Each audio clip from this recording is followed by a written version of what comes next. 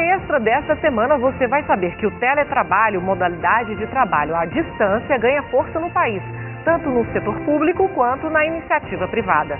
Conheça também um pouco da história da Justiça do Trabalho na série CLT 70 anos. E no bloco de entrevistas, o procurador-chefe do Ministério Público do Trabalho em Goiás fala sobre os 20 anos da ação civil pública e sobre a polêmica PEC 37. Aguardamos você!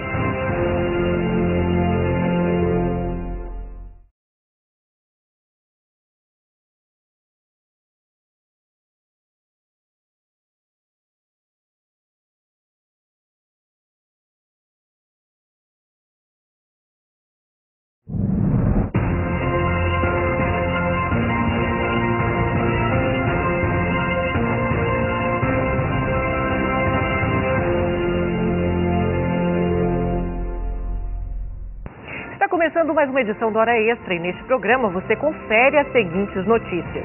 O teletrabalho ganha força no país, tanto no setor público quanto na iniciativa privada. A consolidação das leis do trabalho completa agora 70 anos.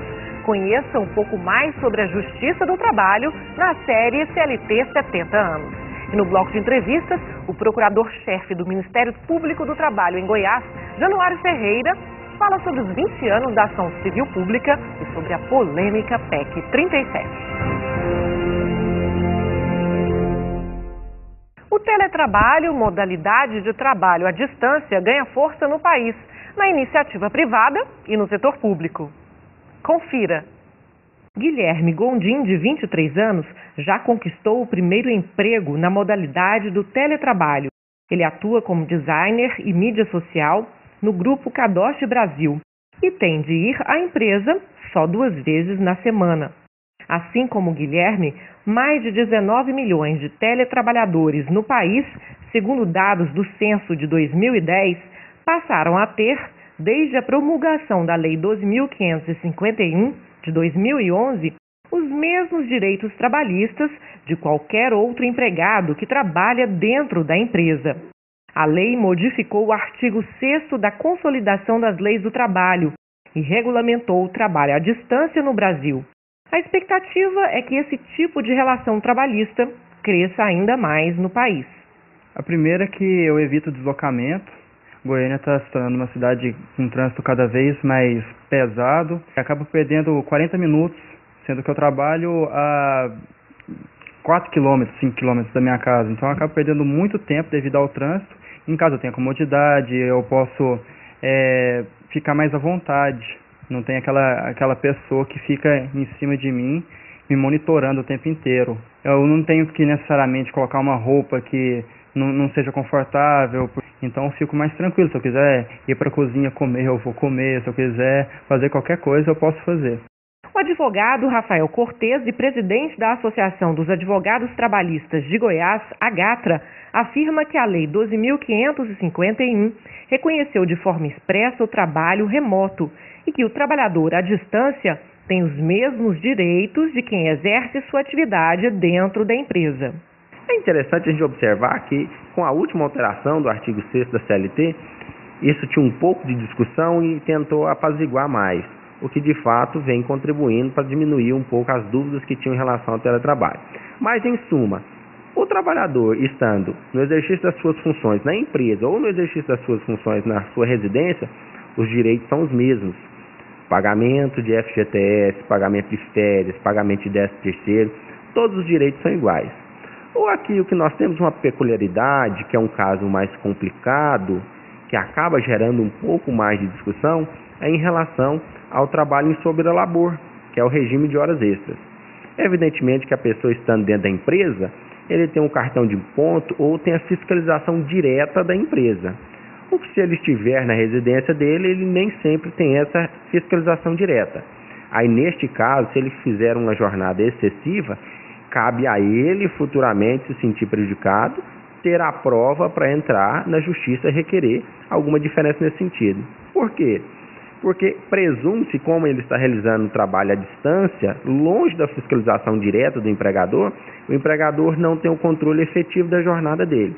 A não ser que se trate de casos, por exemplo, em que a pessoa use um sistema ou use um software e ele faça o login, que a gente chama, e o logout, e compute o tempo de trabalho efetivamente. Não sendo em circunstâncias como essa, em que a pessoa tem uma liberdade maior, fica a cargo do empregado, posteriormente, uma futura reclamação junto à Justiça do Trabalho, comprovar que ele tinha o trabalho normal, como qualquer outro trabalhador, e além disso ele executava a tarefa em regime de horas extras e comprovar para a percepção dessas horas equivalentes.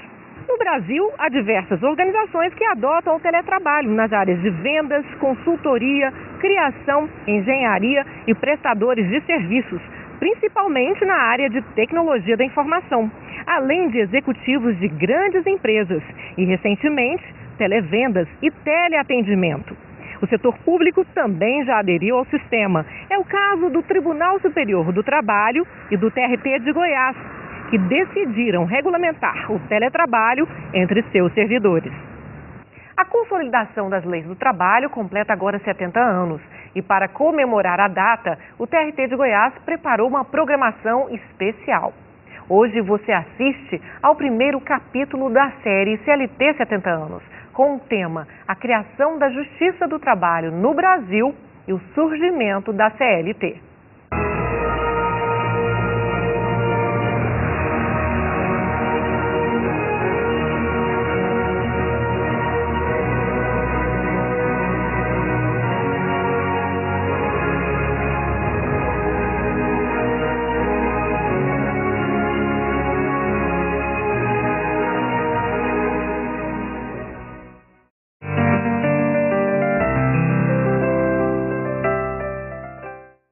Após a abolição da escravidão no Brasil, em 1888, houve uma crescente utilização de mão de obra livre e assalariada, impulsionada pela chegada de imigrantes ao país. A partir de então, começaram a surgir os primeiros conflitos trabalhistas.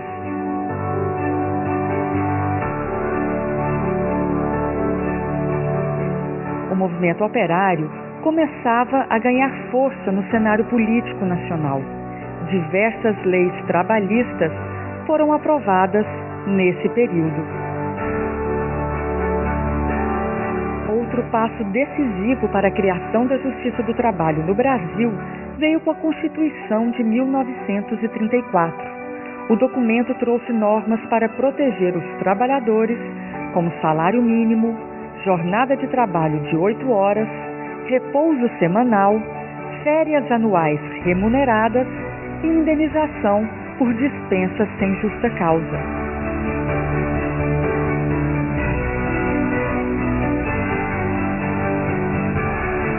Finalmente, em 1º de maio de 1943, foi promulgada a Consolidação das Leis do Trabalho.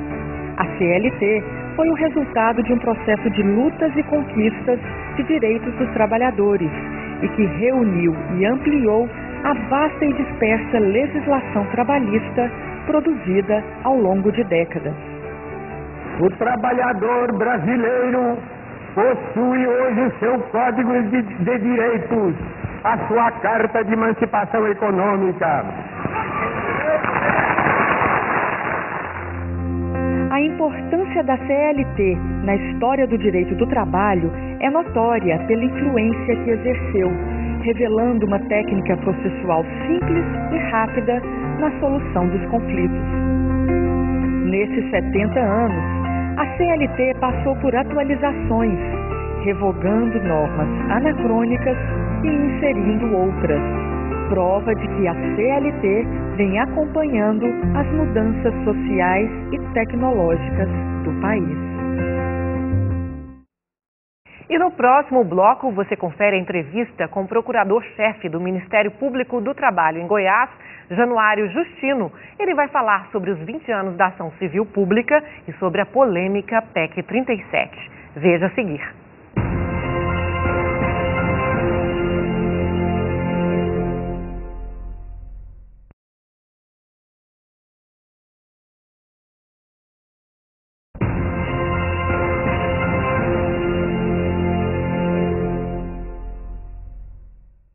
O Ministério Público do Trabalho comemora este ano os 20 anos da ação civil pública na Justiça do Trabalho.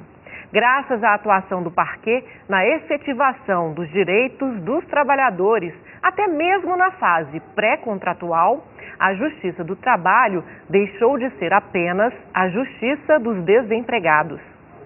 E para falar sobre o assunto e sobre a polêmica PEC 37, que quer tirar o poder de investigação do Ministério Público, nós conversamos hoje com o procurador-chefe da Procuradoria Regional do Trabalho em Goiás, Januário Ferreira. Seja bem-vindo novamente à Hora Extra, doutor Januário. Obrigado, Fabiola. Então, é um prazer retornar aqui ao programa. Sou assíduo aqui ao programa e adoro estar aqui. Doutor Januário, o Ministério Público do Trabalho tem muito o que comemorar nesses 20 anos da ação civil pública? Tem sim, Fabiola. Esse período aí que passou, aí, essas 2 décadas anteriores, houve uma evolução acentuada na atuação do Ministério Público e, consequentemente, da própria Justiça do Trabalho.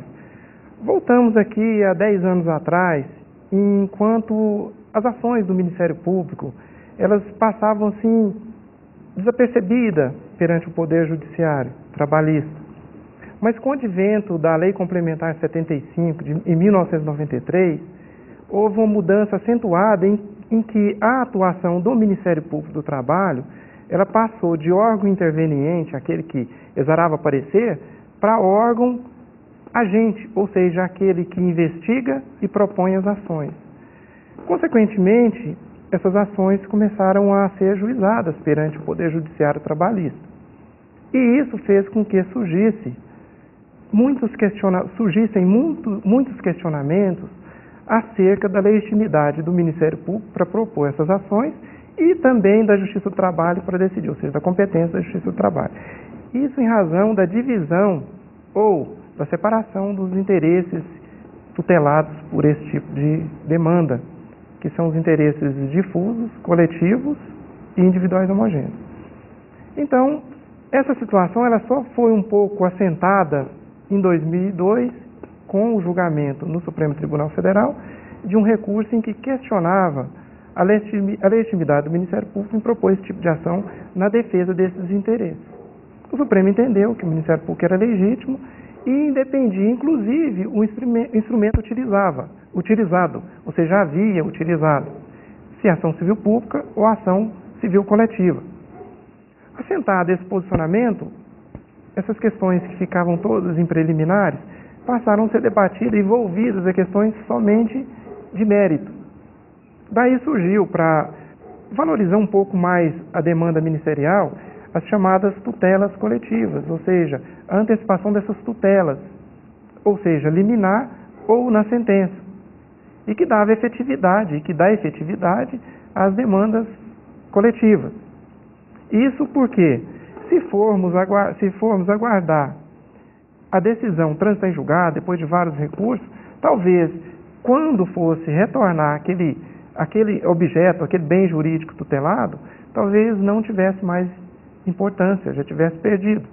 Então, essa efetividade, hoje aplicável, talvez o artigo 273 do CPC, ela foi fundamental para a efetividade dessas ações judiciais perante o Ministério Público. Bem, caminhávamos tranquilo até que, em 2004, adveio a uma interpretação, a meu ver, equivocada do Tribunal Superior do Trabalho e adveio ao mundo jurídico ao J130 da SDI 2, em que declinou da competência daquele órgão julgador onde ocorre o fato, onde ocorreu o dano, para criar uma jurisdição especial para as varas do Distrito Federal. Ou seja, se ocorreu o dano, por exemplo, em determinada jurisdição de vara, ela foi declinada para uma das varas do Tribunal do Distrito Federal. Então, isso houve um retrocesso.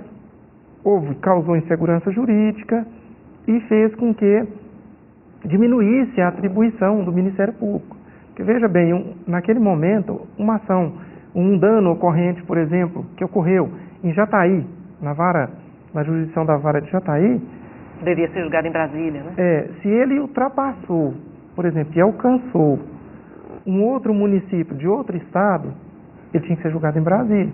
E mesmo nada tivesse em Brasília. E isso também fez com que o juiz, lá, por exemplo, de Jataí, o juiz de Jataí, não pudesse alcançar com sua decisão uma causa, por exemplo, que acontece em Rio Verde. Por exemplo, um supermercado que está em Rio Verde e que está em Jataí, a decisão do juiz de Jataí não alcançaria lá. Bom, mas isso agora, com a reforma das súmulas, da jurisprudência do TST... Que ocorreu ano passado, né? Exatamente. Houve uma modificação disso e retornou, com efeito represinatório, àquela questão anterior. Isso ajudou muito agora o Ministério Público do Trabalho. Isso. E isso fez com que também a Justiça do Trabalho e essas ações sendo efetivas se tornasse a Justiça do Trabalho mais efetiva também. E mudando aquele conceito anterior, a meu ver errado, de que a Justiça do Trabalho era a Justiça do Trabalho do desempregado, não do trabalho. Porque essas ações do Ministério Público, elas são propostas no curso da relação de emprego ou antes dela, na fase pré-contratual. Então, adveio e houve melhora muito acentuada. Agora nós vamos passar, em 2009, houve uma tentativa de criar o Código Coletivo de Trabalho, mas ele foi derreado na Câmara e não adveio, não foi aprovado. Mas agora há a reforma do CPC, em que cria situações que pode minar a atuação do Ministério Público. Isso falaremos mais posteriormente. E agora também a gente tem, com esse novo código, com essa nova possibilidade desse código, uma possibilidade maior de dificultar as demandas ministeriais.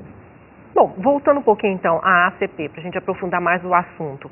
Ela é utilizada para coibir quais tipos de desrespeitos aos direitos dos trabalhadores? Bem, preceito o artigo 127 da Constituição Federal, que cabe ao Ministério Público, dentre eles ali eu cito o Ministério Público do Trabalho, a defesa da ordem jurídica, do Estado Democrático de Direito, dos interesses sociais e individuais indisponíveis. E também a Lei Complementar 75/93, a Lei Orgânica do Ministério Público da União, que rege a atuação do Ministério Público do Trabalho, ela prevê e dispõe que cabe ao Ministério Público do Trabalho a defesa dos interesses sociais assegurados, constitucionalmente assegurados, na Constituição Federal. Ou seja, ela quis dizer ali que todos aqueles interesses sociais previstos na Constituição Federal são objeto de ação civil pública. Eu cito ali, por exemplo, o artigo 6º da Constituição Federal, por exemplo, o direito ao trabalho, a moradia, a segurança, etc., coisa nesse sentido. Então, são direitos assegurados. Posteriormente, a gente tem ali o artigo 7º, que elenca uma série de direitos ali também assegurados, dentre outros, além daqueles previstos ao todo cidadão, na próprio artigo 5º da Constituição Federal. Então, são esses direitos, os tuteláveis nas ações civis públicas. Aí eu vou citar ali, por exemplo, a proteção do trabalhador, do trabalho infanto-juvenil, a proibição disso. A proibição do trabalho em condições degradantes, ou um dos tipos que configura o trabalho análogo ao de escravo. A inserção ou a promoção da igualdade social ou da igualdade na relação do trabalho, tal como a inserção do trabalhador portador de deficiência ao mercado de trabalho, da questão da cota racial, a questão do meio ambiente de trabalho, que isso é uma coisa muito relevante na atuação e nas ações ministeriais, principalmente na proteção do trabalhador, no setor, por exemplo, da construção civil, no setor sucroalcooleiro, ou chamadas agroindústrias, dos frigoríficos, etc. E também outras várias demandas que envolvem interesse coletivo. Por exemplo, a questão da proteção da liberdade sindical, da coibição dos atos antissindicais e assim por diante. Questiona-se muito a competência, a legitimidade, na verdade, do Ministério Público do Trabalho em ações de direitos individuais homogêneos, que na verdade seriam direitos individuais. Ou seja, o Ministério Público do Trabalho pode propor uma ação civil pública em favor de um contingente de trabalhadores de uma só empresa, por exemplo? Pode sim. Só que esses interesses individuais homogêneos, eles têm que ter repercussão social, ou seja, geral. Não é simplesmente um direito por si só. Então vejamos o caso, por exemplo, exemplificativo, em que uma empresa resolveu, de uma hora para outra, por enfrentando dificuldade financeira, encerrar suas atividades. Então, ela encerra as atividades naquele dia, no outro dia ela desaparece. E aqueles bens daquele proprietário, daqueles sócios, eles começam a serem dissipados através de meios legais ou talvez ilegais para isso. Então, esse é um caso típico que o Ministério Público tem que agir. Ele vai agir para proteger esses trabalhadores. Na verdade, era um interesse que deveria ser defendido pelo sindicato, e pode também. Mas o Ministério Público atua num caso, só um exemplificativo. Um outro avanço também no Ministério Público e que ajuda muito a atuação do parquê são os termos de ajustamento de conduta, né? Que também contribuíram ao longo desses anos para viabilizar o cumprimento dos direitos trabalhistas. Mas sobre esse assunto, eu gostaria que o senhor falasse no próximo bloco. Nós vamos para um rápido intervalo e voltamos já já. Hora Extra conversa hoje com o procurador-chefe da Procuradoria Regional do Trabalho em Goiás sobre os 20 anos da ação civil pública e da atuação do parquê.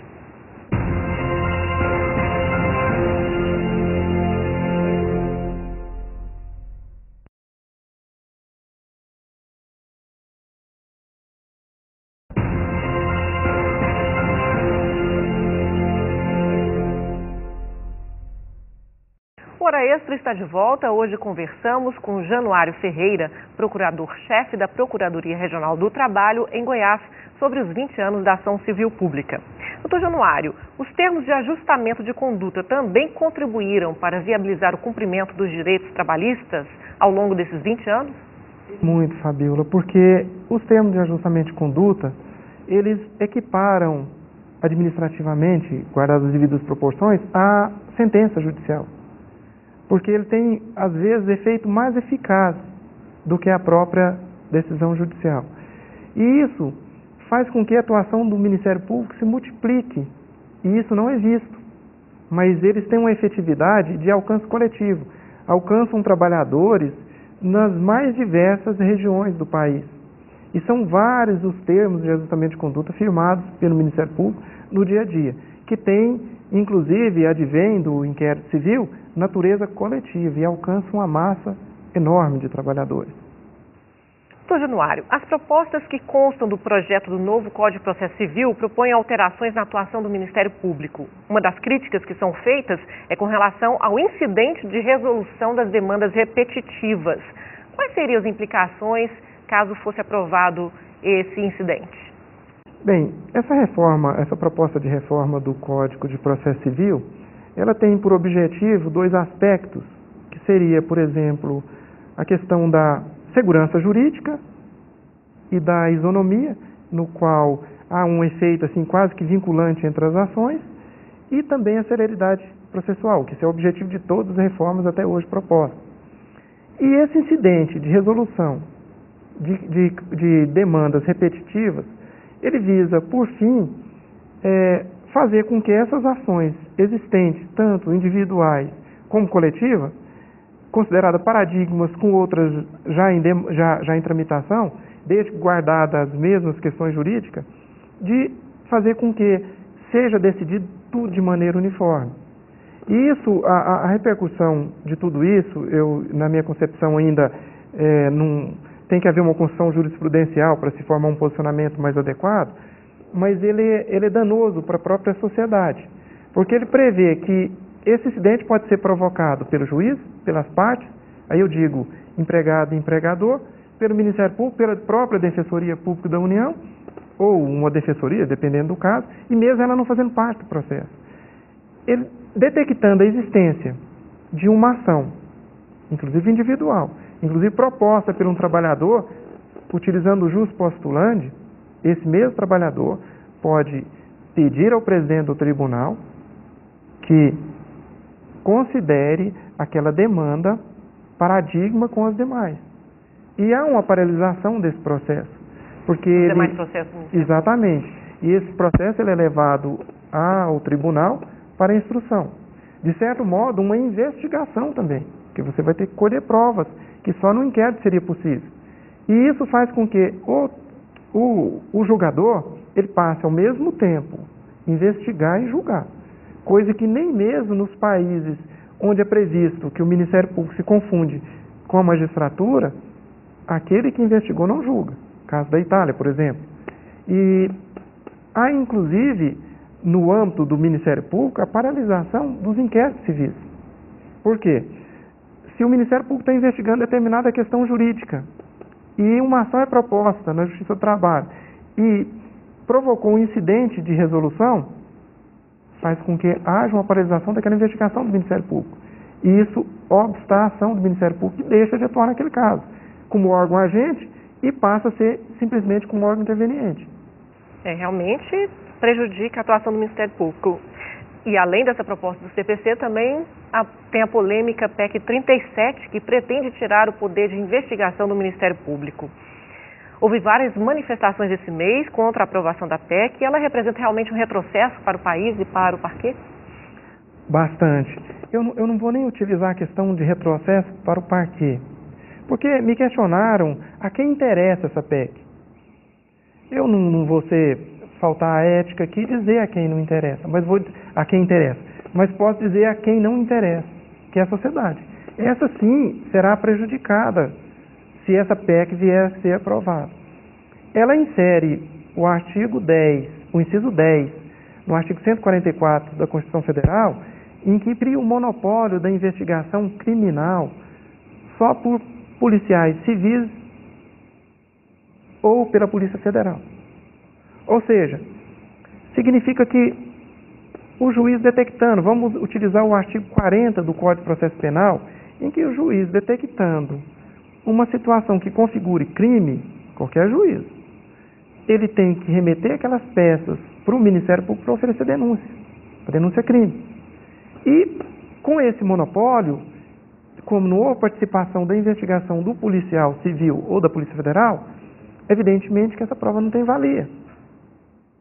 Também o juiz, por exemplo, detectou, um crime de desobediência lá no curso da condução da audiência, aquela prova dele não vai valer mais para uma denúncia crime. O Ministério Público é dividido na parte criminal ou não, todos os Ministérios Públicos têm isso. Aquele procurador, por exemplo, que não tem atribuição penal, ele na investigação dele, detectando aquela situação que configure crime, por exemplo, a fraude no ordenamento jurídico laboral, por exemplo, Caixa 2, etc., ele detectando isso, aquela prova não vai valer mais para uma denúncia, crime, porque não houve a participação da Polícia Federal, no caso. Então, isso é muito danoso para a sociedade. E o senhor acredita que essas manifestações que vêm ocorrendo por parte dos Ministérios Públicos, federal, estadual, podem realmente impedir que essa PEC seja aprovada? Olha, na minha concepção, o direito ele nasce das bases, dos movimentos sociais, não de cima para baixo. Isso aí é uma base do ensino do direito. E eu acredito, sim, que se a sociedade se engajar nesse propósito, ela vai, sim, sair vitoriosa, porque, como eu disse anteriormente, é a sociedade que está perdendo com isso. Mas já vi vozes também contrárias, que quem deveria também estar apoiando esse movimento, contrário, ou seja, a favor da aprovação dessa PEC, que é o caso, por exemplo, li notícia recente, que é o caso da OAB de São Paulo, que criou uma comissão especial para tratar e defender a aprovação dessa PEC.